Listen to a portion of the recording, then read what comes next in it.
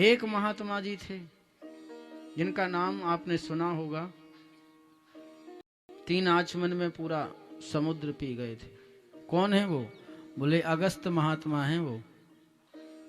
रामावतार में भगवान राम जी के यहाँ एक बार इनका निमंत्रण हो गया। राम जी ने कहा, बोले आना प्रभु, भोजन कर लेना। अगस्त जी ने कहा कोई बात नहीं, आ जाएंगे।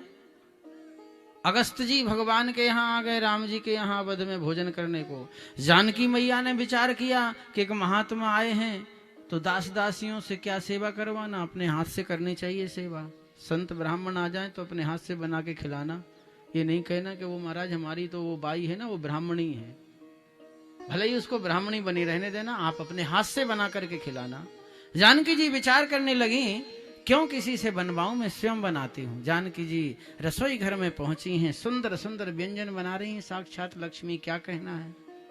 थाल सजा लिया जानकी जी ने, अनेक व्यंजन थालों में रख लिए, कटोरियों में सब जो जो मिठाइयाँ, सब्जियां, पुड़ियाँ, खीर, रबड़ी, जो कुछ था सब सजा लिया और बड़े सुंदर भाव से सजा के महाराज जी के सामने ले आई।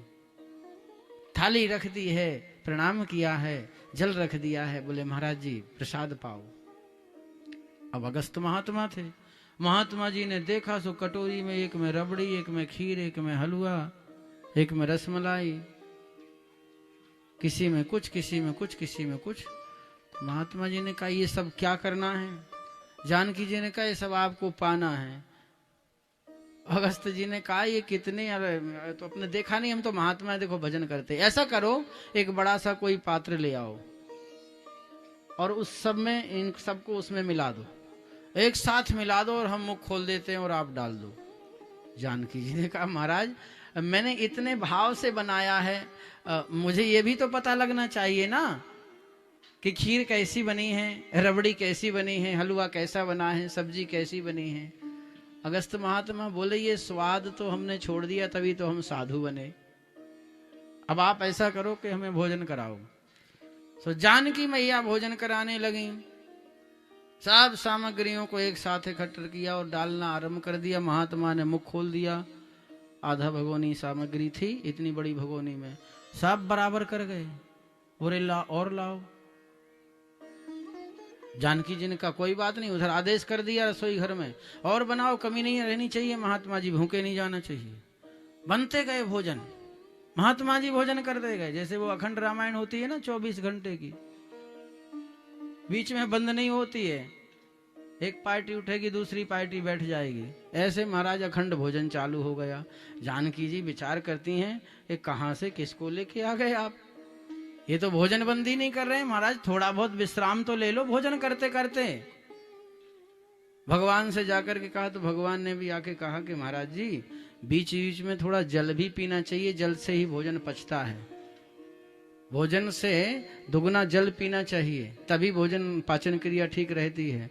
महात्मा जी ने कहा भोजन थोड़ा आधा तो होने दो फिर देखेंगे। बोले महाराज अखंड रामायण जैसा पाठ तो हो गया, अब कहते हो आधा होने दो। समझ गए भगवान। गणेश जी को बुला लिया। ये गणेश जी देवताओं के हलवाई हैं। देवताओं के हलवाई कौन है? गणेश जी। रिद्धि सिद्धि को लेकर के आ गए, खूब चकाचक छन रहा है और जानकी जी और दास दासियां परोस रहे हैं। महाराज जी का भोजन चल रहा था, महाराज जी का भोजन पूरा हुआ आधा, तो बोले अब जल पिलाओ। तो भगवान ने कहा कि महाराज अब जल आप आगामी युग में पीना, अभी ऐसे ही रहो, आगामी द्वापर युग में इंद्र का अभिमान दूर करूंगा, इंद्र जितनी वृष्टि करेगा तुम सब जल पी जाना। अब इतना भोजन किया तो मेरे यहाँ इतना जल तो है नहीं, या तो चल करके सरयू नदी में पी लो या फिर प्यासे रहो आप। तो अगस्त जी से कह दिया कि महाराज आप प्यासे थे, अब आप भी आ जाओ, देखो कितना जल बरसा रहा है इंद्र। तो जितना इंद्र ने जल बरसाया अगस्त महात्मा पी गए। सुदर्शन चक्र ने सुखा दिया, बाहर का जल अंदर ना आए, सो बलराम जी शेष बन गए। ये बलराम जी जो है ना बड़े भाई भगवान श्री कृष्ण के, ये शेष नाग हैं, इन्हीं के फलों पर ये पृथ्वी रखी हुई है। ये शेष बन गए ऐसे, सो बाहर का जल अंदर नहीं आता है। और खूब कीर्तन हो रहे हैं, भजन हो रहे हैं, आनंद ले रहे हैं सब। छटा तेरी तीन लोक से न्यारी है गोवर्धन महाराज। आनंद हो रहा है।